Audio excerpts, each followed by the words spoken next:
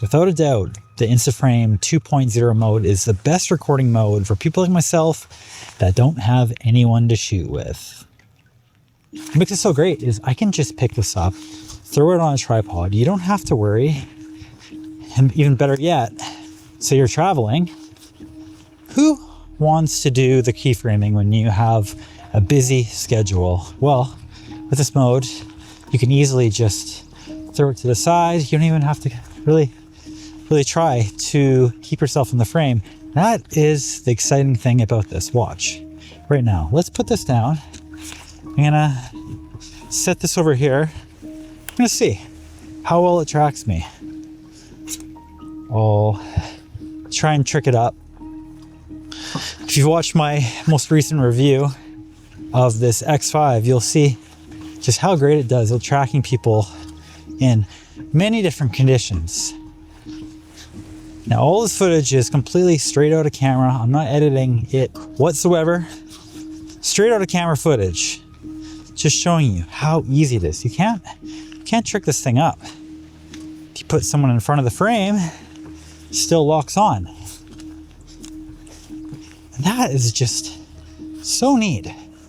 Now, there is a downside, and that is it has your tripod in the frame. So we can kind of get around this by holding the camera a little bit closer to us. I think the average person is not going to care all that much if they see the tripod or the selfie stick in the frame. Now, they have a free framing stick, and this is a really interesting device that unfortunately is not well suited for rainy days like this. So that's why I'm not using it at the current moment. But that free framing stick allows you to zoom in, cropping on the fly as well. So you can do some really interesting things. On my review, I was showing an example of me doing a dolly zoom with that. So you get the functionality that you'd get from, say, a gimbal for your mirrorless camera in a device like this. So that just makes the workflow that much smoother when you're on the go. Looking at the scene here, I think it'll be pretty tricky for it to track me as I go through this tree line here, but let's see how well it stays on to me and tracks me as I walk through. Maybe I'll walk this way in order to sort of trick it because it may be expecting me to go the other way. Let's see. It says target lost. So, it did lose me there. I think it was expecting me to go around. Let's see.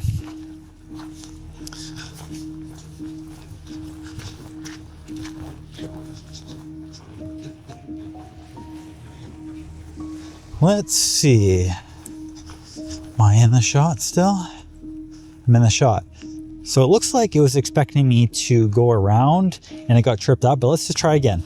Let's see one more time if that's what's going on. Okay, now coming this way. Okay, that time it looks like it held on to me a little better, but we're gonna have to review in the footage. Now, because this does such a great job at determining which person it's following, even if someone came into your frame, there's a very good chance it likely wouldn't track them in that instance. Unfortunately, right now, there's no people nearby. Oh, I think I do see some. Maybe I will continue my test here and see exactly how this holds up for that. So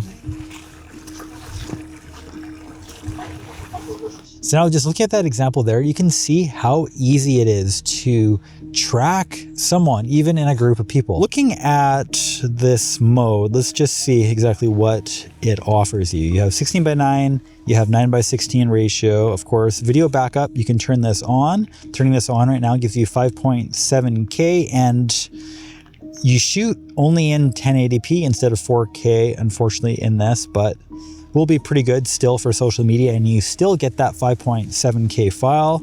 Now let's turn this off and I'll show you now. So while being in 4K, you have 30 frames all the way to 25. So unfortunately no 60p in this. Going into the different gimbal modes within this, you can press this button here and you can change your view mode if you want a more zoomed in shot like here. So it can go from this narrow 80 to 160 degree. You have a distortion correction button here. So now with it in Mega View, let's see exactly how it performs going through these different virtual gimbal settings. Okay, this is pitch lock. Now I'm going to hold this out and extend this and just give you an idea as I turn the camera, twist it around, how this looks coming straight out of camera. I'm not going to touch any of these files. Yeah, as you can see right here from this Action 6, you can see just how much I'm twisting it. Now let's try the next setting. Okay, now I have follow mode selected. Let's now twist around the camera and see exactly how this reacts to me doing so. Maybe I'll raise it up a little high too, and let's see. Okay, now let's go on to the next mode. All right, now I have it in FPV mode, and I should mention as well, you can't change these modes while recording, unfortunately. It would be really cool as well if we could get the option to change that, because yeah, going into this mode here, I don't see any option to change the gimbal mode. And that's pretty unfortunate, but still really nice that they do have these modes. So now let's see this FPV mode. I'm going to twist this around, see exactly what kind of shots we can create. And I think this is going to be quite well suited for this somewhat crazy test that I'm doing with this. And it hasn't lost me from what I'm seeing so far, which is pretty impressive considering this is all just straight out of camera. Let's see if I even twist it behind me, if I still staying tracked. Let's see. Now if I go flip it around my head without dropping it, and there I go, still tracked. Now let me know, which one do you think is best for doing vlog sort of walks around? Personally, I like the pitch lock. Keeps your horizons nice and level, and that's sort of the look that I go for personally. But let me know, what do you think? Which one looks better for you? Now, you have some effects as well. I should bring these up. So you can do barrel rolls, which can be kind of interesting if you use them in a creative way. I'll show you an example now of me doing it. So now walking here, I'll try and set up maybe this way actually. I'll take this out here and I'll press this and the rain's picking up. So it can be interesting, the shots you can get from this.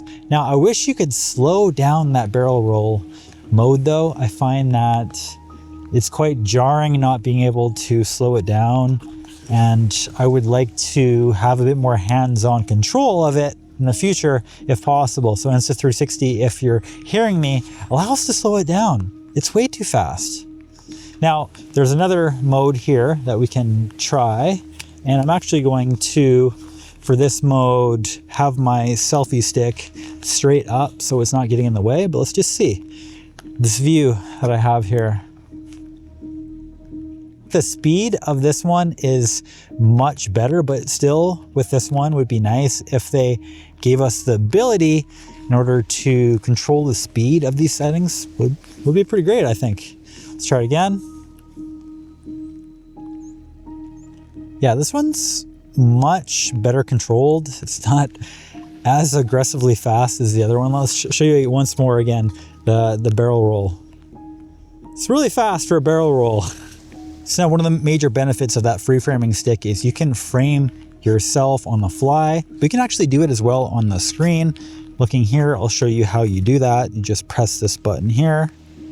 This opens up this mode and you can change how the shot is framed.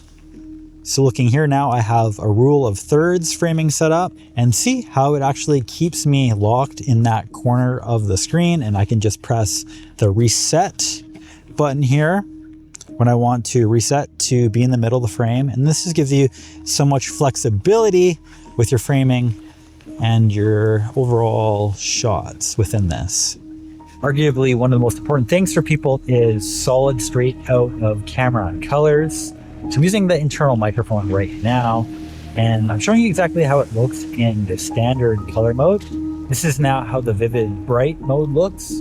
Now this is how it looks using the flat color profile within the InstaFrame 2.0. I find a lot of cameras really struggle with green and reds, and I found that this camera really excels where a lot of other ones are a little bit behind. Even this newest Action 6 that I'm using, I still think the X5 has better colors straight out of camera.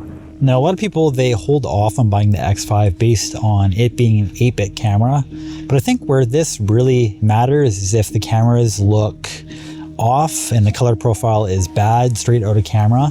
If you're not needing to change the colors all that much and you prefer a more natural looking footage, 8-bit is more than enough. So I really think they did a really good job at making this look natural enough that you can get away with 8-bit. Okay, now with the camera having this 360 backup on, let's see how well it does in 1080p and what that backup looks like. Going to turn this on. Now I've turned off the tracking on InstaFrame 2.0 mode. This is me shooting in 1080p with that 5.7K plus backup. Now let's try in the regular mode.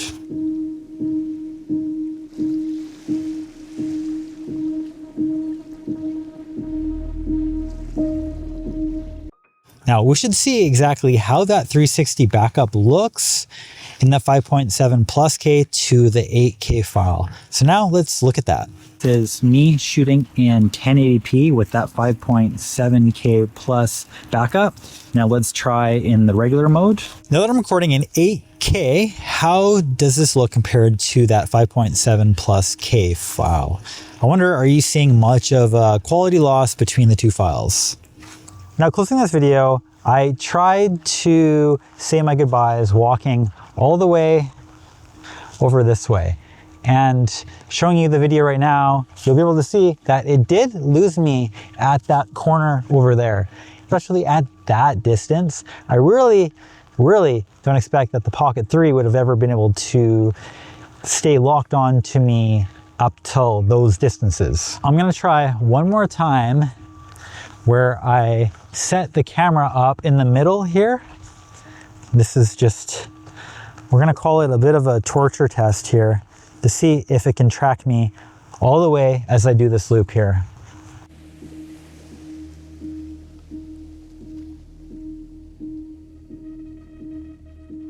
Still locked on.